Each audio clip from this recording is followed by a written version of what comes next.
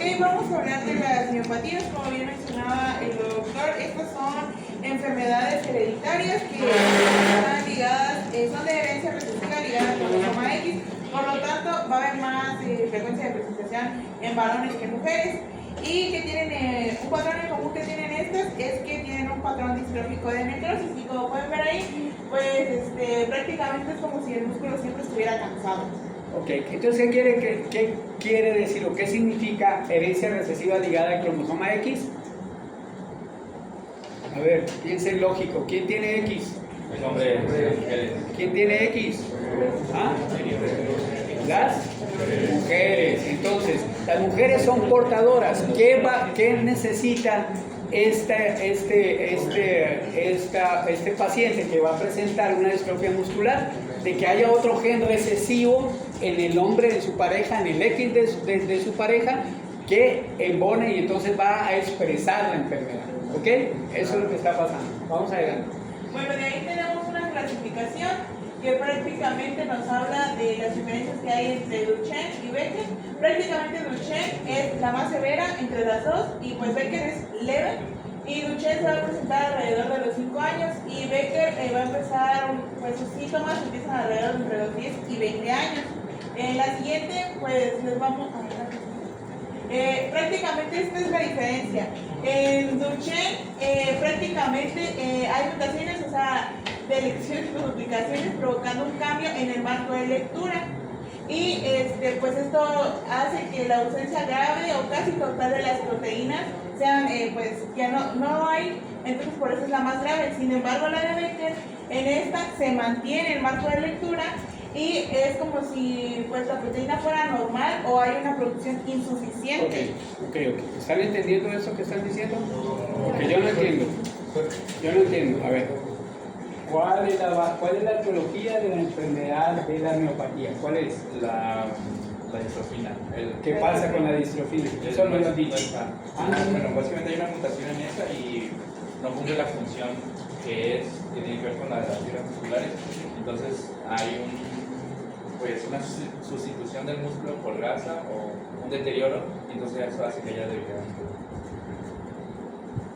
Entonces, el factor fisiopatológico de las miopatías Duchenne y Becker tiene que ver con la presencia o la ausencia de la distrofina. La distrofina es una proteína que ayuda a ensamblar las proteínas de actina, miosina en el músculo, ¿ok? Entonces, al no tener ¿cómo se llama? Distrofina, al tener ausencia total de distrofina, ¿qué vamos a tener en el paciente? ¿Un qué? Un Duchenne, porque por eso aparece más temprano y tiene mayor pronóstico. Prácticamente no tenemos distrofina. Cuando tenemos distrofina, pero la distrofina, sus pares proteínicos o de aminoácidos, algunos son deleterios, algunos son dañados y no embonan bien, entonces hay distrofina, pero la distrofina no es suficiente para producir la evolución normal del músculo. Entonces ahí tenemos la etiología de Becker. Becker es una misma una Duchenne, pero en un paciente que empieza más tardío y que tiene una mejor sobrevida. Entonces aquí lo importante es la alteración de la proteína que distrofina. Esa es la base de la etiología de esta patología, ¿ok? Entonces, al no haber una funcionalidad muscular, ¿qué pasa con el músculo? ¿Qué pasa con la proteína muscular? Desaparece. ¿Y cómo reemplaza el cuerpo? Con proteínas que desaparecen, con procesos de inflamación y procesos de cicatrización. Entonces el músculo pierde su tonicidad, pierde sus fibras musculares, y el paciente va a presentar manifestaciones de distrofia muscular. Acuérdense, distrofina. No necesita mucho cerebro para eso. Distrofina. ¿Ok? Vamos a ver. Pusimos un pequeño caso clínico que dice: un niño de 2 años presenta fatiga y dificultad para caminar. La madre describe a su hijo como torpe, ya que suele caerse al caminar. También refiere dificultad para subir escaleras, lo cual es nuevo. Recuerda que un familiar falleció en su adolescencia y que también experimentó debilidad muscular cuando era muy pequeño. En la exploración física se observa debilidad en los músculos proximales de la extremidad inferior, agrandamiento bilateral de las pantorrillas y un signo de Gower positivo. ¿Cuál es el signo de Gower? Eso es importante, porque este es el dato.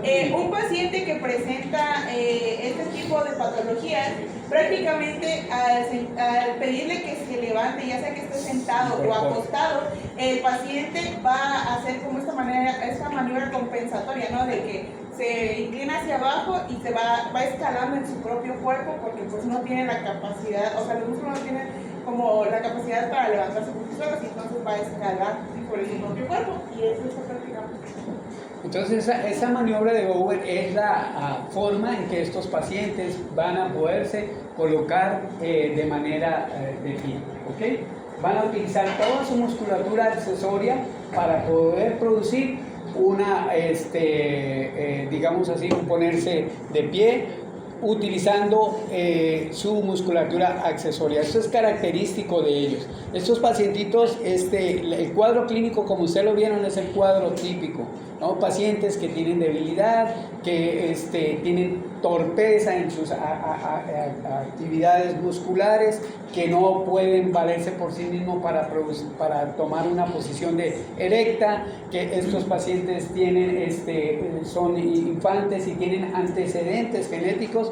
Entonces, por esta maniobra de Gower positiva, estamos avanzando mucho en lo que es la identificación clínica de estos pacientes. Adelante.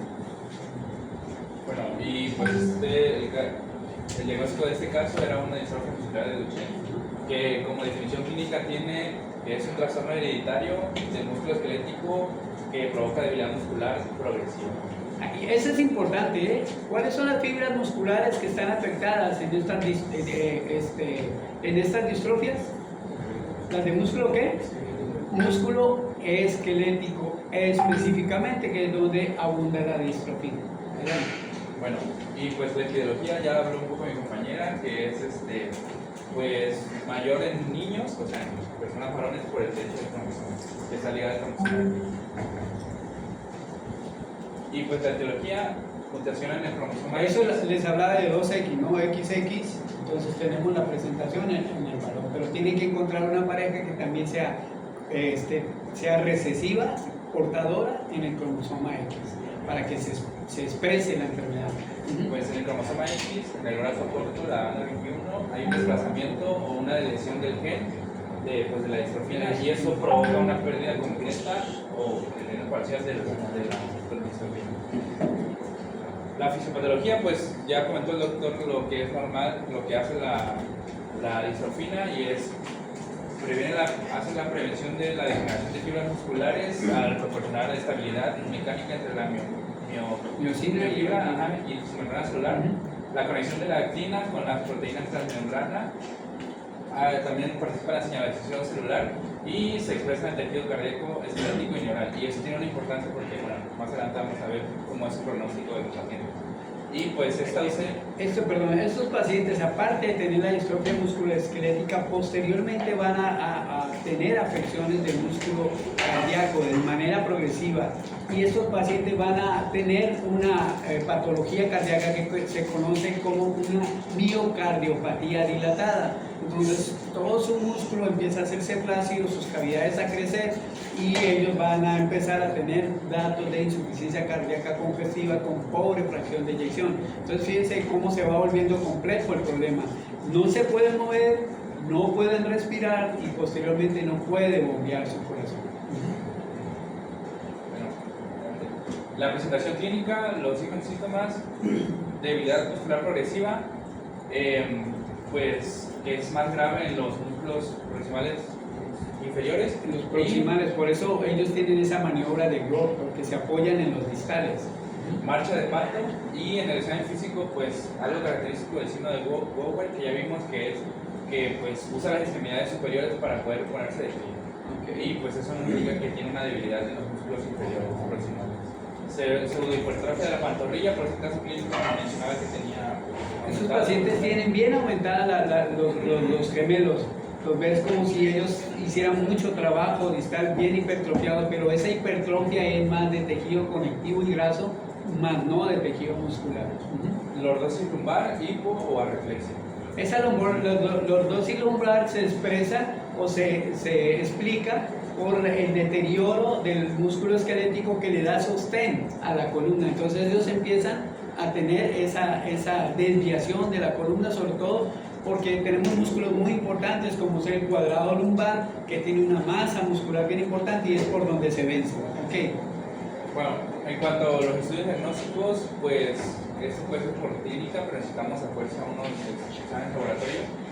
Entre ellos está la creatininasa, que se hace en todas las fisiologías musculares, pero no es como para el diagnóstico porque puede estar elevada en todo, ¿okay? Pero lo característico es que está 5 veces más elevada de lo normal y eso se tiene que hacer antes de la electromiografía porque tenemos que diferenciar, ¿okay? Y el gol estándar para el diagnóstico de esta patología es el análisis genético, como ya mencionamos en la presentación, y también si en dado caso que salga negativo esa análisis genético, procedemos a hacer una biopsia muscular con inmunohistoquímica pues para diferenciar. Ok, fíjense cómo es el abordaje diagnóstico. ¿Cuál es el principio del abordaje diagnóstico de las distrofias?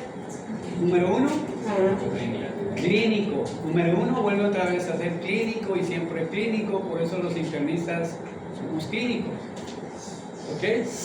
Ya los otros que amputan y hacen otras cosas no saben mucho de estas cuestiones. Ahora, entonces, número 1, clínico. Número 2, ¿qué hacen? Número 2, ¿qué es lo que van a hacer? Medición de CPK total, porque ustedes quieren ver qué está pasando con ese músculo. Entonces, CPK total y la vamos a encontrar 5 veces arriba del nivel basal. Ok, ¿por qué hago CPK total antes de practicar la electromiografía? ¿Por qué razón? Porque voy a estimular el músculo y al estimular el músculo, ¿qué va a pasar con CPK? Se va a elevar. Es como cuando yo quiero hacer un antígeno prostático y exploro próstata o le pongo una sonda transuretral.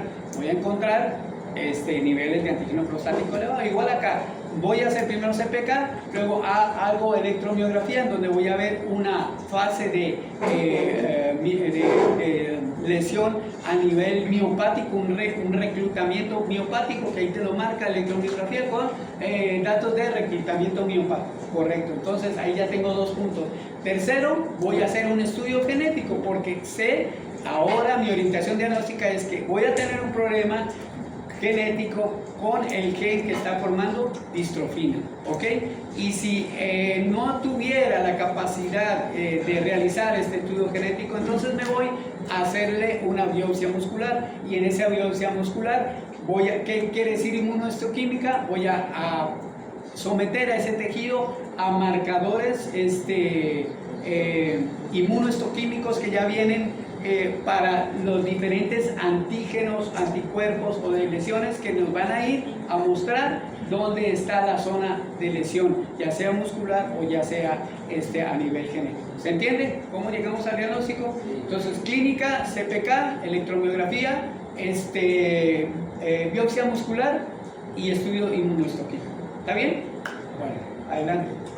Bueno, y en cuanto al tratamiento, pues es multidisciplinario para controlar los síntomas y los signos. Entonces necesita el paciente fisioterapia permanente, por así decirlo, pues para mantener la deambulación y pues evitar contracturas.